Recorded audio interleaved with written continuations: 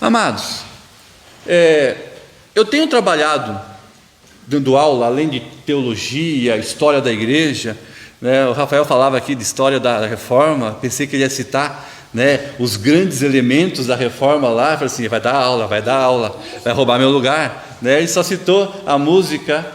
Além de trabalhar com a teologia, com a história da igreja, com a escola dominical, com o ensino, eu também trabalho como professor de jovens aprendizes, e trabalho com um curso de administração, trabalhando sobre empreendedorismo e várias áreas na formação de um jovem, para a indústria, para a fábrica, para o comércio, e isso tem dado algumas informações muito interessantes, que eu gostaria de compartilhar com vocês aqui nessa noite. Bem, nessas pesquisas que a gente se prepara para as aulas e conversa com os jovens, e também no trabalho pastoral, né, acompanhando várias famílias, algumas coisas eu tenho visto que tem me assustado, né? Mas não se preocupem, eu não vim aterrorizar vocês, eu vou falar do susto, depois vamos acabar com algo bom, né, que a palavra de Deus nos traz essa reflexão. Mas algumas coisas eu tenho acompanhado, tanto como professor, como evangelista, como pastor, algumas questões.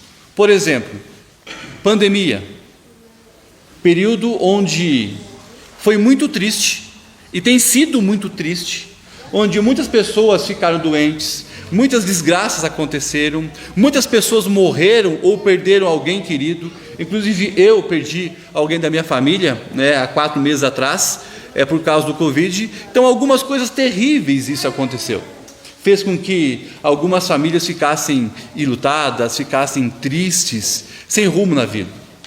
Mas algumas coisas também vieram que poderiam ser algo muito positivo. Por exemplo, a pandemia fez com que nós tirássemos do pé do acelerador das nossas vidas e parássemos um pouco, né? Aquele momento onde o homem corria demais, a mulher corria demais, os filhos em curso, escola, tudo mais, houve um período que parou e as pessoas começaram a estar em casa, né? Os maridos, as esposas, os filhos, né? Sogra, até com sogra, né? Sogro, parentes, amigos, com distanciamento, mas passou a ter mais tempo em casa. De certa forma, isso era para ser positivo, onde as pessoas iriam poder jantar juntas, almoçar juntos, passar um final de semana entre marido, esposa, filhos, né? Conversa, um joguinho tabuleiro, um joguinho de brincar na grama, de conversar, assistir um filme, de ler a Bíblia junto. Então esse desacelerar era para ser um processo muito bom, onde as famílias poderiam reorganizar algo que a correria do dia a dia nos roubou. Mas eu fiquei assustado, porque eu nunca corri tanto, igual nesses últimos anos, para atender casais que estão se separando, casais que estão em pé de guerra, filhos e pais que estão com armas perigosas dentro da sua casa. A família se juntou, eles começaram a conversar, eles começavam a trocar ideias, e as guerras parece que antes estavam tão distantes, parece que ficou algo tão real. Eu não estou falando só de famílias que não conhecem a Cristo, falando de famílias cristãs, né, que estão num caos, que estão em pé de guerra, que estão em separação, ou que estão vivendo uma fase que agora eles não se acertam mais, porque há muito tempo parou o diálogo, parou a conversa, parou o contato físico, parou o dinamismo da casa. Muito caos. Ontem à noite mesmo, 9:30 da noite, eu fui chamado, questão de urgência, emergência, já tinha colocado meu pijaminha, né? E eu tive que correr de pijaminha e atender uma senhora de 40 anos. Senhora de 40 anos, nós estamos ficando velhos, né? Meu filho disse que eu sou senhor de idade já, 45 anos. Fui atender porque a separação, o marido disse que não ia mais pagar a pensão, nada mais disso. Ela entrou em desespero. Eu e minha esposa, vamos lá, orar com ela, 2 crianças pequenas, a criança desesperada, porque a mãe estava desesperada, né? A minha esposa atender as crianças, eu atender a ela, levei mais uma amiga junto para não ficar sozinho. Todo um trabalho difícil, porque as famílias estão num caos.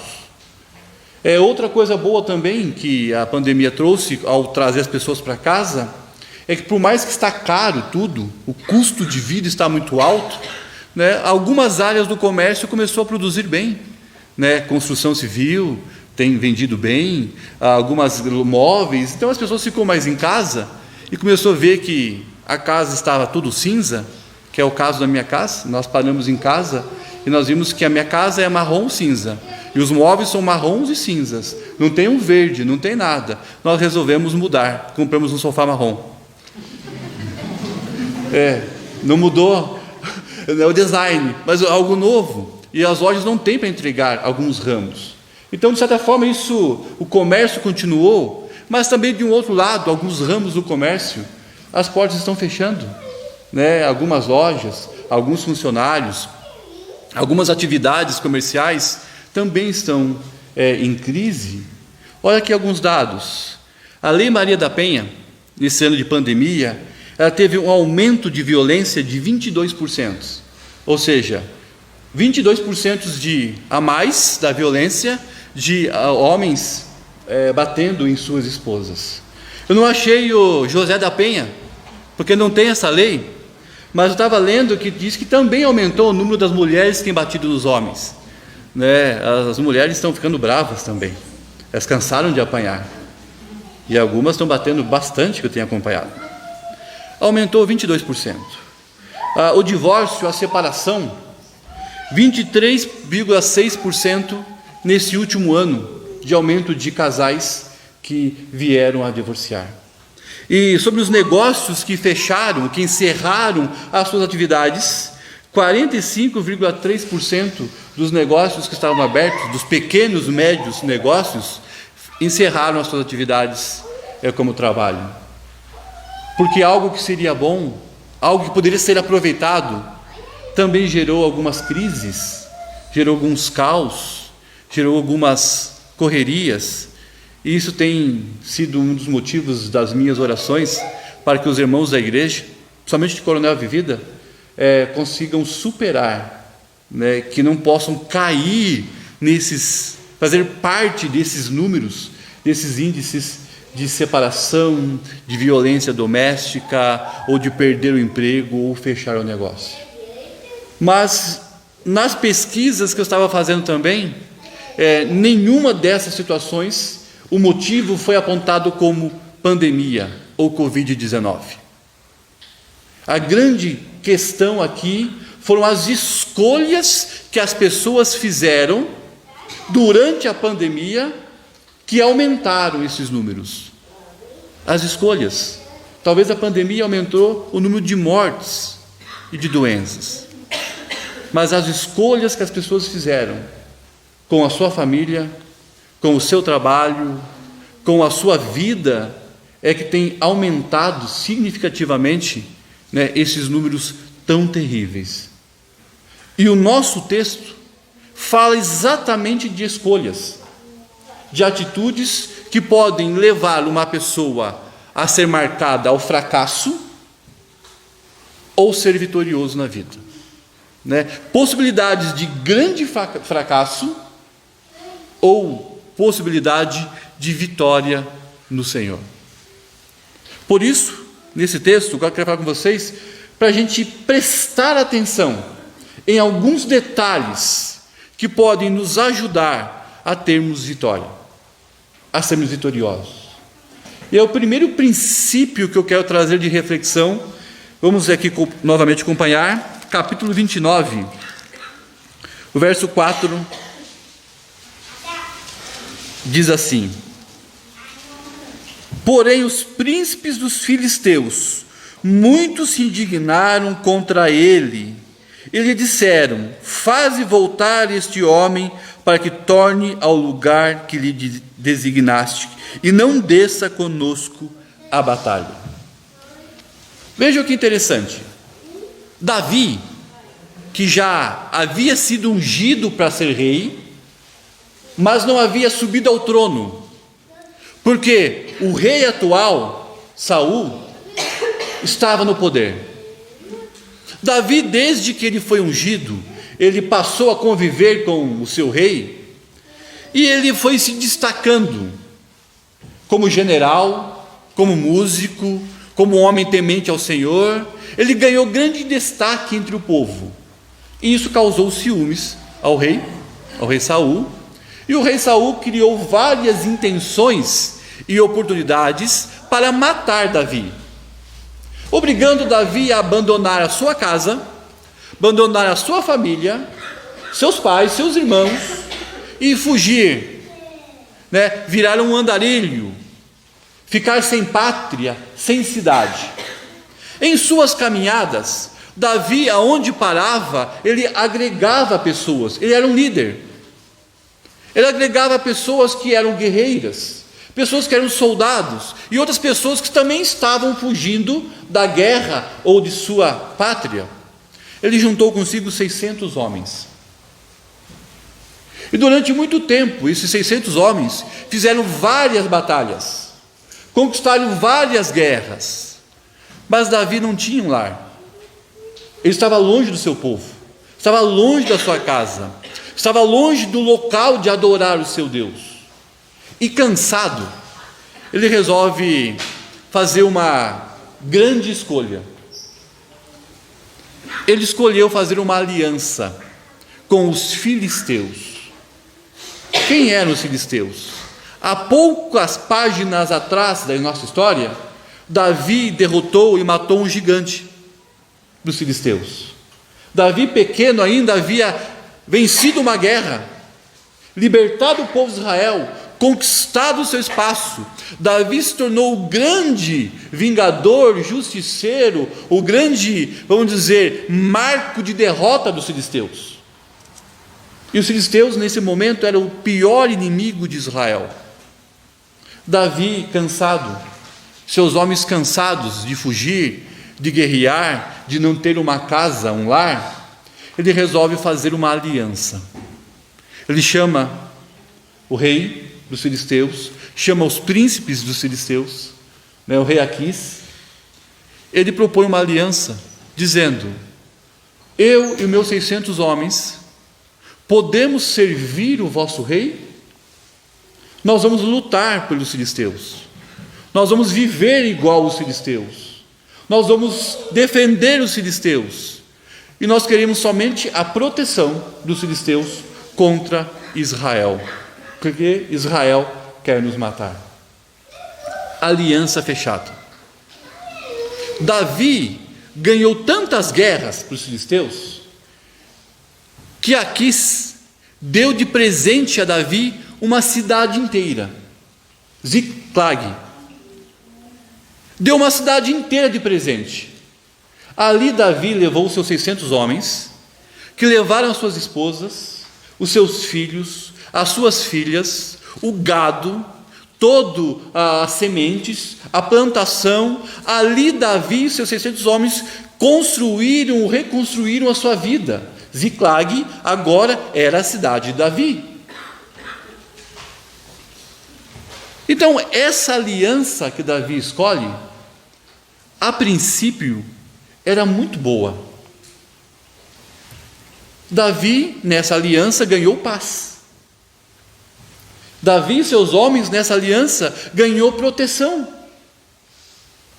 Ali, Davi e seus homens se tornaram com um reconhecimento de fama de grande guerreiro. Riqueza, família. Aparentemente, foi um grande negócio para Davi. Porém, essa é uma aliança que Deus já havia falado ao povo de Israel para não fazer. Era um jugo desigual. Porque os filisteus tinham cultura diferente. A prática de casamento, a moral, a ética era diferente.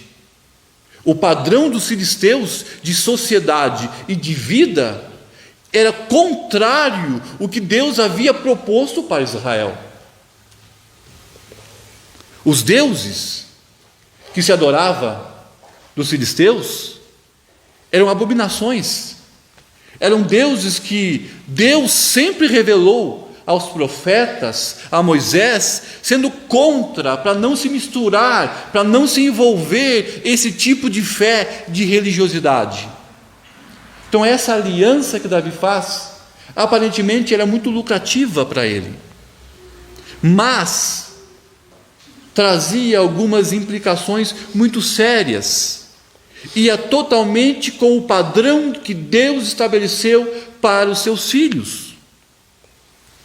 Então Davi faz uma aliança equivocada, uma aliança errada, uma aliança com jugo desigual. E toda aliança que nós fazemos de forma equivocada ou errada, por mais que ela pareça de primeiro momento bênção, mas cedo ou mais tarde ela vai cobrar algo em troca. Vou repetir isso. Toda aliança que nós fazemos com o inimigo, ele vai, mais cedo ou mais tarde, cobrar alguma coisa em troca. Por isso que temos que escolher alianças, por isso temos que pensar nas alianças, por isso que temos que fazer a aliança certa e não a escolha errada. O que essa aliança estava cobrando? Chegou o momento que os filisteus, mais uma vez, resolveram fazer uma guerra contra Israel. Os filisteus armaram o campamento, estavam marchando para encontrar o povo de Israel e destruir Israel. E Davi é chamado para ir à batalha. Agora ele tem que lutar contra os seus irmãos. Agora ele tem que colocar a batalha contra os seus parentes, os seus amigos, o seu povo. O mesmo povo que ele arriscou a vida em matar Golias, agora ele vai ter que destruir o povo. Então agora a aliança estava cobrando que ele armasse guerra contra os seus pais, armasse guerra contra os seus irmãos, armasse guerra contra a sua parentela, e ainda mais, ia lutar contra um povo que lutava em nome do seu Deus. Pensa como estava o coração e a mente de Davi? Davi agora estava obrigado a responder positivamente uma cobrança de uma aliança com o inimigo, de lutar e destruir tudo aquilo que ele mais amava: o seu Deus, a sua família, seus pais, seus irmãos e o seu povo. E Davi sai para a batalha. E Davi leva 600 homens para a batalha. E o povo marchando, e Davi com seus homens marchando atrás.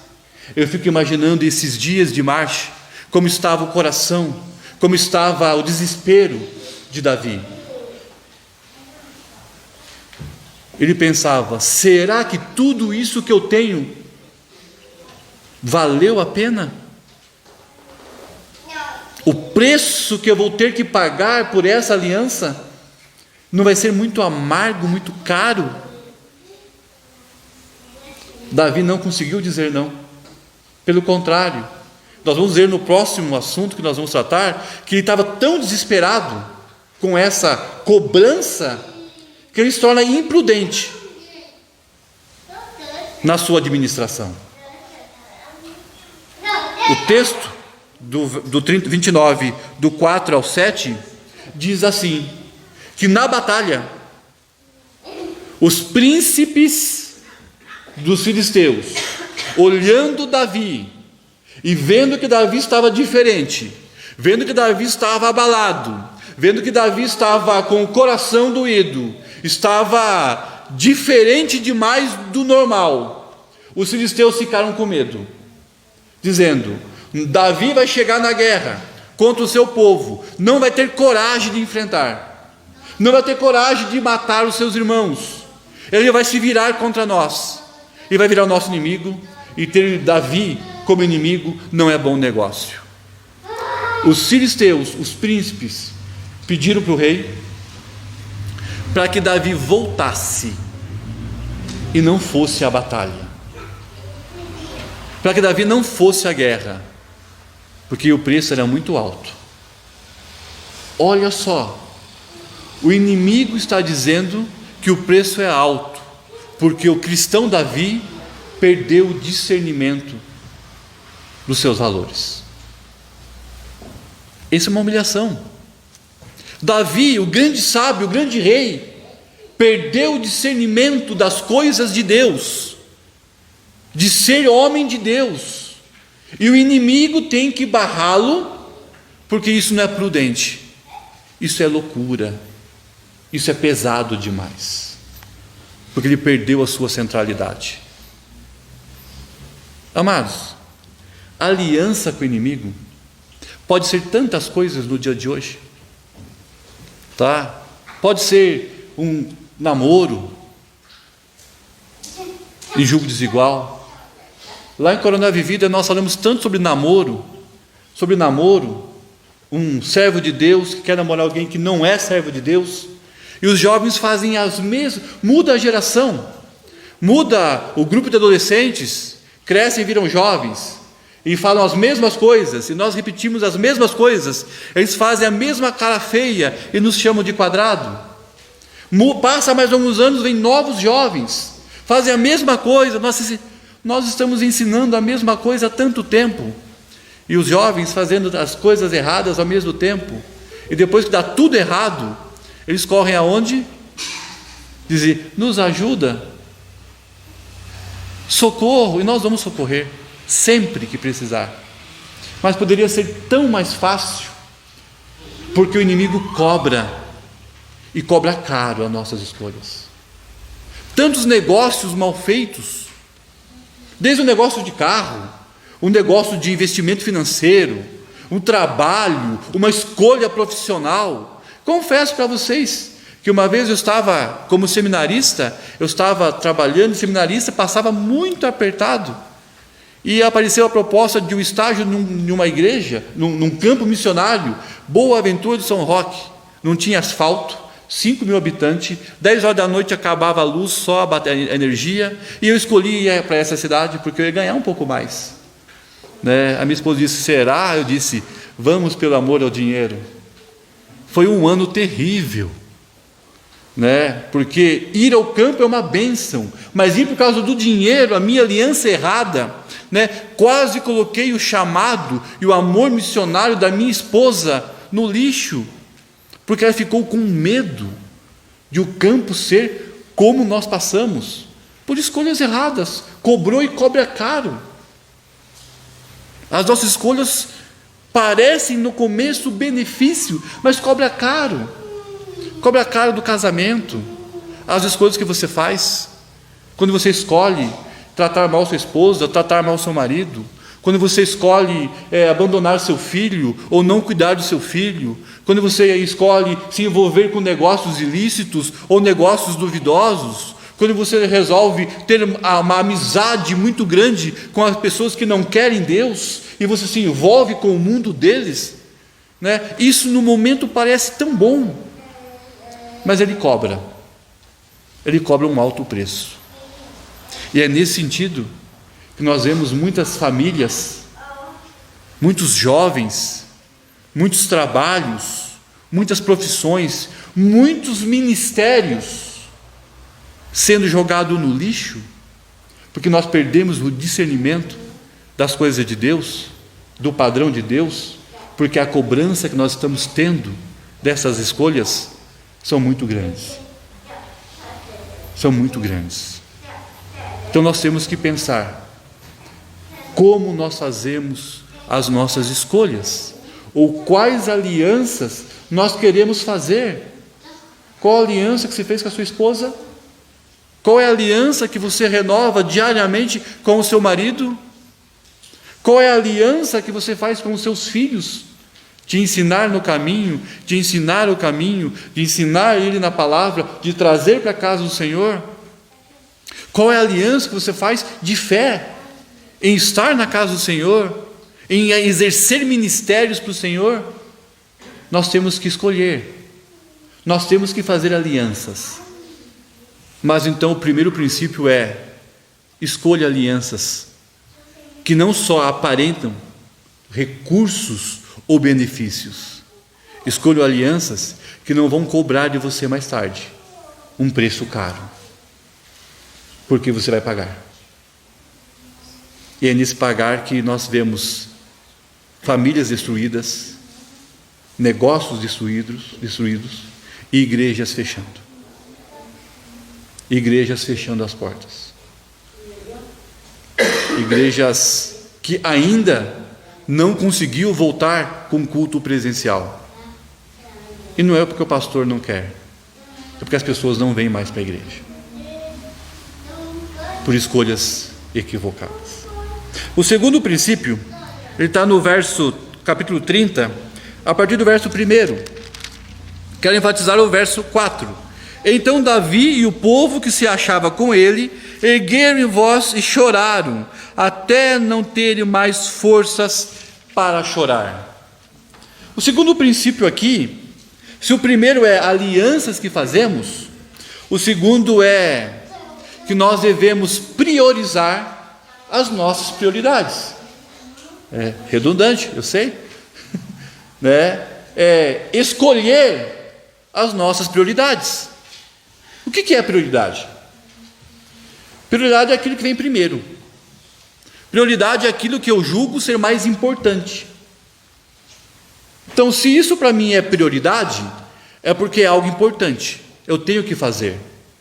Se eu deixo como segundo plano, é porque ele não é tão importante assim. Então eu posso até não fazer. E se eu deixo para terceiro plano, eu não vou fazer. Mas dá tempo. Então nós temos que ter prioridades. E qual era a prioridade que Davi tinha que ter?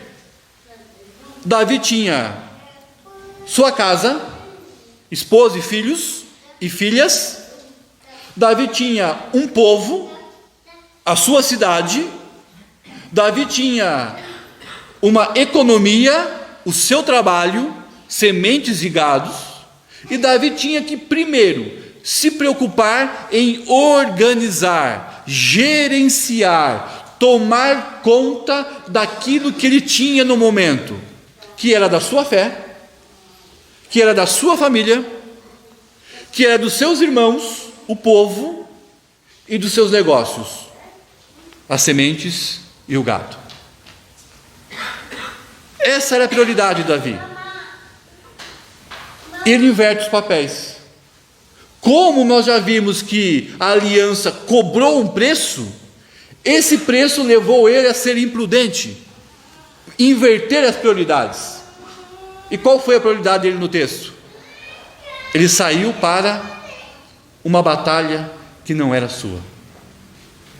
Ele foi para uma guerra que ele não fez. Ele foi para uma guerra que ele não causou. Ele estava indo lutar numa batalha que ele não tinha nada a ver, não fazia sentido, ele não queria estar, ele não precisava estar, mas ele foi. A prioridade dele estava lutar uma batalha que não é dele. Ele arrumou uma confusão que não era dele e se concentrou. Isso roubou sua paz, isso roubou a sua organização, isso ofuscou o seu ministério. Ele cometeu um grande erro. Ele saiu de marcha para o norte com os filisteus e levou todos os seus homens juntos. Ele não deixou sentinelas, ele não deixou vigias, ele não deixou soldados tomando conta dos portões, ele não deixou um exército. Geralmente ele ia com 300 ficava para tomar conta do seu bem precioso, a sua prioridade. E quando ele sai para pagar uma conta de uma aliança errada, deixa a sua cidade desprotegida, do outro lado estava o inimigo, os amalequitas. Eles estavam há dias escondidinhos atrás da montanha. Eles estavam há dias observando. Estava há dias esperando, sorrateiramente, com paciência, esperando o momento de bobeira, de fragilidade daquela cidade, para que eles pudessem entrar e destruir. Nós cantamos Castelo Forte, né? Satanás vem para destruir. A oração do irmão foi sim que ele está ao nosso redor, querendo nos destruir. O inimigo, amalequitas, estavam ali, escondidinho. Quando viu que a cidade ficou desprotegida, eles invadiram. Gente, eu fico imaginando que aqueles soldados amalequitas estavam dando risadas e dizendo: nunca foi tão fácil destruir. Eles olhavam para aquelas crianças chorando e davam risadas e diziam assim, né, nunca foi tão fácil prender crianças e destruir. As mulheres, né, desesperadas, nunca foi tão fácil roubar a mulher de alguém. As casas sendo queimadas, nunca foi tão fácil destruir uma cidade. E levar o gado e a riqueza, nunca foi tão fácil arrancar tudo que eles têm. E os amalequitas saíram sem problema nenhum. Por quê? Porque eles simplesmente esqueceram da sua prioridade, que era vigiar, defender e cuidar do seu bem mais precioso. O texto diz que quando eles voltaram e viram tudo queimando, eles sentaram, os 600 homens e mais Davi choraram igual criança. E o texto diz que eles choraram tanto que só pararam de chorar porque acabou as forças. Homens guerreiros, acostumados com batalhas sangrentas, choraram até as suas forças irem embora, porque foi roubado. O inimigo levou tudo o que eles tinham. E o texto vai dizer que os homens de Davi queriam apedrejá-lo, porque a culpa era dele. Ele era o líder, ele era o responsável, ele foi imprudente, ele mudou a prioridade, ele não cuidou, ele inverteu os papéis, deu valor a algo não importante, uma batalha que não é sua, e abandonou o que é mais importante, os seus bens, que é a sua família. O que nós aprendemos com isso? É que hoje nós temos uma inversão de valores muito grande. Muito grande. Nós, maridos, nós não valorizamos e tratamos as nossas esposas como elas merecem. Elas não são perfeitas, é claro que não. As esposas não cuidam, não tratam, não mimam os seus maridos como deveria mimar. Nós, pais, temos preguiça às vezes de estar com os nossos filhos, de brincar, de rolar no chão, de ler um livro, de ler uma história, de contar uma história, de passar tempo junto, de brincar com tinta, de correr na grama. Tó o videogame, tó o celular, tó a televisão. Nós não valorizamos mais nossos filhos. E nós às vezes valorizamos demais o nosso trabalho. Mas Alex, nós temos que trabalhar para ganhar o nosso sustento. Amém. Ninguém mandou você ficar em casa, mas a Bíblia diz assim que não se preocupe com o dia de amanhã. O seu Deus trabalha enquanto você dorme. O seu Deus é que abre as portas, é que fecha as portas. O seu Deus é que derrama dia e noite bênçãos sem medidas. Ele te sustenta. Então trabalhe, honre o teu trabalho, seja digno no seu trabalho. Mas isso não é tudo. Isso é uma parte da sua vida. Outra coisa, nós temos tanta dificuldade em ensinar a Bíblia e orar com nossas esposas e nossos filhos. Homens, a Bíblia fala que nós, homens, somos responsáveis, somos o sacerdote da nossa casa. Nós, homens, temos o papel de cuidar espiritualmente das esposas, e ler a palavra, e ensinar a palavra, repreender, motivar na palavra nossas esposas, e a mesma coisa com os nossos filhos. E vamos ser sinceros, é fácil fazer isso? Não vou pedir para levantar a mão quais dos homens têm a facilidade de fazer isso. Eu, graças a Deus, tenho uma esposa muito abençoada. De manhã cedo ela acorda mais cedo para arrumar os cabelos. Eu, como não tenho cabelo, é mais rápido para levantar. Mas nós sentamos para orar antes de trabalhar. E como às vezes eu me atraso, né, eu já vou abrir na porta e indo para o carro. A minha esposa sabiamente me chama e diz assim: amorzinho, vamos orar? Eu tomo um tapa bem forte, quando ela me lembra que eu tenho que orar com ela, porque é meu papel, porque é minha responsabilidade, porque eu sou responsável. Davi era o responsável pelo povo, mas ele inverteu suas prioridades.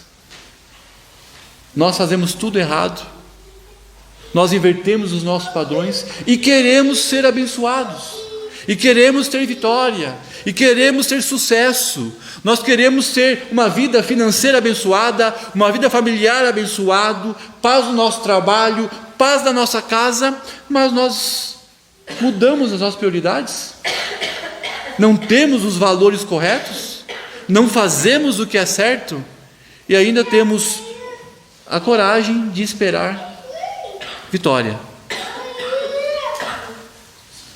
Davi estava chorando muito. Aí veio nossa terceira reflexão, que é a partir do verso 7. Diz assim o verso 7: disse Davi a Abiatar, o sacerdote, filho de Aimeleque: traze-me aqui a estola sacerdotal. E Abiatar a trouxe a Davi. Então consultou Davi ao Senhor, dizendo: perseguirei eu o bando? Alcançá-lo-ei? Respondeu-lhe o Senhor: persegue, vai, que agora eu vou te dar a vitória. Então, se o primeiro princípio é fazer a aliança certa, correta no Senhor, se o segundo é nós priorizarmos as nossas prioridades, rever os nossos valores, o terceiro princípio é básico, e Davi acertou: aprender a buscar e ouvir o Senhor em tudo que vamos fazer. Quer ter uma aliança bem feita? Consulte o Senhor. Quer ter as prioridades? Consulte o Senhor. Não consegue? Busque no Senhor. Ele é a nossa força. Davi faz o quê? Agora ele consulta o Senhor e pergunta: Senhor, que devo fazer? Perdi tudo? Ou ainda o Senhor terá misericórdia de mim? E Deus disse: terei misericórdia. Sai à procura, leve parte do seu exército e você vai encontrar. E a narrativa do texto fala que Davi e seu exército, mais à frente, encontra. Ele consegue trazer de volta as mulheres, os filhos intactos. Consegue trazer de volta os cereais que haviam sido roubados. Consegue trazer de volta os animais que haviam sido levados. E os seus homens reconstroem a cidade. Mas eu pergunto, será que agora era a mesma coisa? Será que a confiança do exército era a mesma confiança cega em Davi? Não. As esposas desses soldados que foram humilhadas, passaram por traumas de prisão, Estavam em paz, alegres, amáveis, como eram antes? Não. As crianças que passaram por traumas emocionais, traumas psicológicos, traumas físicos, de humilhação, de guerra, de choro, de ver destruição, estavam ali sem sequelas nenhuma? Não. Aparentemente, a vida em Ziklag voltou ao normal. Mas as cicatrizes físicas, emocionais, espirituais, de afetividade, traumas, medos, passaram a fazer parte da realidade daquelas famílias. Porque Deus restaura, isso é verdade, mas algumas feridas levam muito tempo para serem curadas. Algumas feridas precisam de muito tratamento espiritual e físico para serem restauradas. E algumas, talvez nunca mais conseguiremos ser igual ao que éramos antes. Mas Deus ainda assim usou de misericórdia, porque Davi fez o que era certo. Ele consultou o Senhor e obedeceu. Ouviu o que o Senhor. Quando eu era pequeno, lá no interior de São Paulo, a minha mãe dizia muito isso dos filhos. Nós éramos em 4 filhos. Minha mãe dizia, principalmente de mim, que era um caçula: o Sandro, ele me escuta, mas não ouve. Eu demorei tempo para entender isso. Depois que eu virei pai, isso ficou claro na minha mente. Eu escutava tudo que ela falava, os não. Não, não, não, não, não. E eu sempre dava um jeito escondido de fazer o sim. O sim, o sim, o sim. Eu não obedecia. Eu vou dizer para vocês 2 coisas que eu aprendi. Primeiro, ouvir ao Senhor. Consultar o Senhor. Segundo, ouvir a minha esposa. Porque ela é muito sábia, muito sábia. E na minha vida, todas as vezes que eu não consultei o Senhor, eu achei que eu resolvia, eu me arrebentei. E todas as vezes que eu não consultei o Senhor e não ouvi a minha esposa, foi pior ainda. Hoje eu aprendi a ser sábio. Deus, o que o Senhor quer dessa situação? Sento com a minha esposa. Fala, Deus, o Senhor vai falar pela minha esposa. Amor, o que vamos fazer nessa situação? Às vezes, grande parte das vezes ela diz, sim, vamos fazer isso. Eu fico faceiro. Algumas vezes ela diz, não, eu não acho prudente fazer assim. No meu coração eu fico bravo. Eu fico bravo. Eu queria tanto fazer isso. Mas eu aprendi. Fazer a aliança certa. Ter prioridades, que é a minha família. E também ouvir ao Senhor e ouvir a minha esposa. Porque eu vou errar bem menos. Assim, meus irmãos, para encerrar, nós temos que pensar nas nossas prioridades. A sua prioridade com Deus, a sua vida com Deus, como está? Essa é a primeira prioridade. Se está boa, lute para ficar assim. Se está mais ou menos, cuidado, você tem que melhorar a sua comunhão com Deus. Se está ruim, corra ao encontro dele, porque sem ele é derrota. Sua família, como está? Está muito bem? Mantenha a aliança e firme, que é uma bênção poder chegar em casa e ter paz. Se está em crise, corra para o Senhor e peça ajuda. Se já acha que já foi, corra desesperado para falar com o Senhor, porque apesar das cicatrizes que possa ficar, Ele ainda usa de misericórdia. Meus irmãos da igreja, daqui da nossa cidade, daqui de Chopinzinho, como está a cidade de Ziklag, a igreja? Está bem? Continue batalhando por essa causa nobre. Se não está tão bem assim, corra para corrigir os erros. Se está mal, clame pelo socorro do Senhor. Porque a igreja, ela é do Senhor. Mas nós que escolhemos buscar ou não a Deus. Nós que escolhemos buscar. Porque a Bíblia nos ensina bem claro de que quando Cristo se entregou na cruz, morreu, o véu que separava o povo do Santo dos Santos ao átrio se rompeu. Isso quer dizer que hoje nós temos livre acesso ao nosso Deus por meio da obra salvadora, redentora de Cristo Jesus. E a redenção é Cristo nos dar acesso hoje a Deus e garantir o acesso eternamente com Deus. Se utilize desse privilégio de ter acesso ao Pai. E reveja as suas alianças. Coloque para Ele as suas prioridades. E consulte. E quando Ele falar com você, obedeça. Porque nesses princípios é sucesso, é vitória, é bênção. Com lutas, mas é vitória. Sem isso, é destruição, é fracasso. E isso nós não queremos. Nós queremos vitória. Amém? Você quer vitória no Senhor? Amém.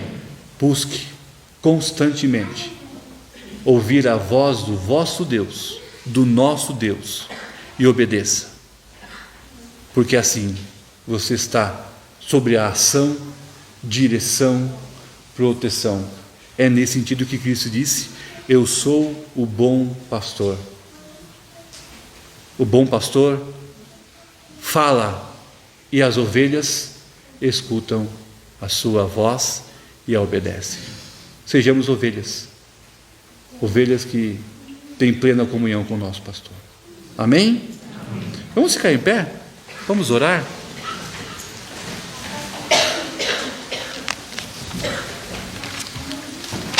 Pai querido, nós te agradecemos, Deus, por essa fala, por essa reflexão. Verdade, Deus, que em alguns momentos ela é muito dura, ela é muito direta ao nosso pecado, à nossa condição humana, às nossas falhas. Mas é verdade, Deus, nós somos pecadores.